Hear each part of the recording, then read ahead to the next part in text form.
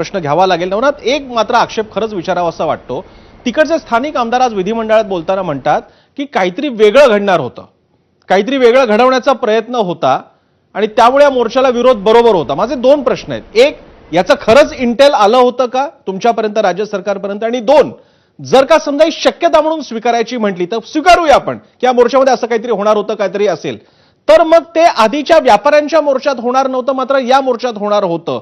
हा नेमका निर्णय कोणी घ्यायचा, स्थानिक भाजप आमदाराने?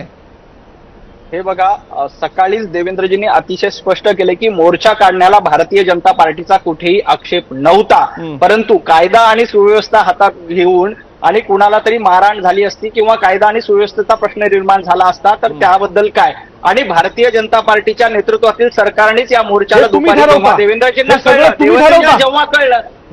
जेव्हा कळलं तेव्हा मोर्चाला तातडीनं परवानगी देण्यात आली आणि राज्य सरकारने परवानगी दिल्यानंतरच मोर्चा निघाला। परंतु मोर्चा मराठीच्या नावावर काढला होता,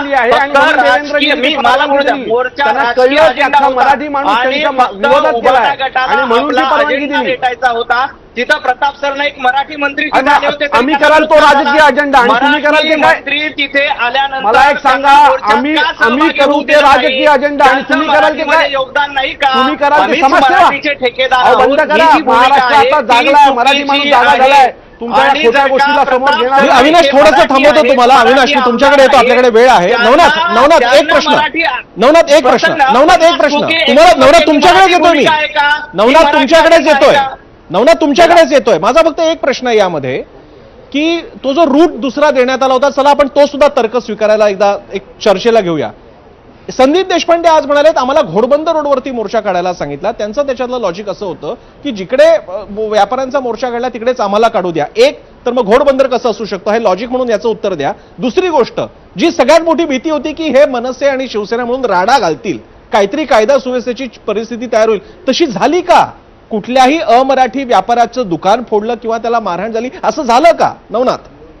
मुळामध्ये घोडबंदर रोडला मोर्चा काढायला सांगितलं हे संदीप देशपांडे यांचा दावा आहे, तिथल्या पोलिसांचं तसं म्हणणं नाही आहे। काहीतरी कायदा सुव्यवस्थेचा प्रश्न निर्माण होईल याच्यामुळे पोलिसांनी सुरुवातीला परवानगी नाकारली होती, परंतु तातडीनं जेव्हा देवेंद्रजींच्या हे लक्षात आलं त्यांनी मोर्चाला लगेच परवानगी द्यायला सांगितली आणि या सगळ्यामध्ये ज्या कुणी घोळ घातला असेल त्याचं चौकशी करण्याचे देखील आदेश स्पष्टपणे दिले आणि त्या संदर्भातला बाईट दिला। परंतु हा मोर्चा मराठीचा होता का फक्त राजकीय पक्षाचा होता? 50 खोके एकदम ओके, ही घोषणा मराठी मोर्चामध्ये कशी आली? प्रताप सरनाईक यांच्यावर बॉटल फेक कोणी केली होती? हा मराठीचा अजेंडा होता का? हे देखील मनसेनं उभाटा गटाने स्पष्ट केलं पाहिजे। मी उत्तर देतो त्याचं। अविनाश बोला, अविनाश बोला, त्याचं उत्तर देतो तुम्हाला। 50 खोके ही घोषणा कुठनं आली ना, त्याचं उत्तर देतो। बोला अविनाशजी। माझं मत आहे, हे बघा, ही घोषणा कुठनं आली माहिती आहे का? चिडलेल्या मराठी माणसाची आली। तुम्ही जी काय मागच्या 2.5-3 वर्षात महाराष्ट्राच्या राजकारणाचं माती केलंय ना, त्यातूनही चीड आली आहे। लोक कंटाळलेत भारतीय जनता पक्षाला। जर मागच्याच वेळेला ईव्हीएम नसतं ना तर तुम्ही आज घरी भांडी घालत असतात। तुम्ही नाही जी काय मराठी माणसाची वाताहत तुम्ही केली आहेत ना, तुम्ही जी वाताहत केलीत ना मराठी माणसाची, भारतीय जनता पक्षाने जी वाताहत केलीत ना, ती मागच्या 65 वर्षात झाली नाही। जी वाताहत तुम्ही केलीत महाराष्ट्राची, आमचे धंदे नेलेत, आमच्या कंपन्या नेल्यात, आमचे व्यवसाय नेलेत, सगळं घेऊन गेलात गुजरातला, पोर्ट नेलेत, सगळं नेलं। तुम्हाला काही वाटत नाहीये? आम्हाला मराठी माणसाला, मराठी तरुणांना देशदोडीला लावलं तुम्ही लोकांनी, आणि हे अपयश भारतीय जनता पक्षाचं आहे। येणाऱ्या निवडणुकीत तुम्हाला मी अखिल चित्रांकडे जातोय। अखिल, शिवसेना उद्धव बाळासाहेब ठाकरे पक्ष सुद्धा या सगळ्या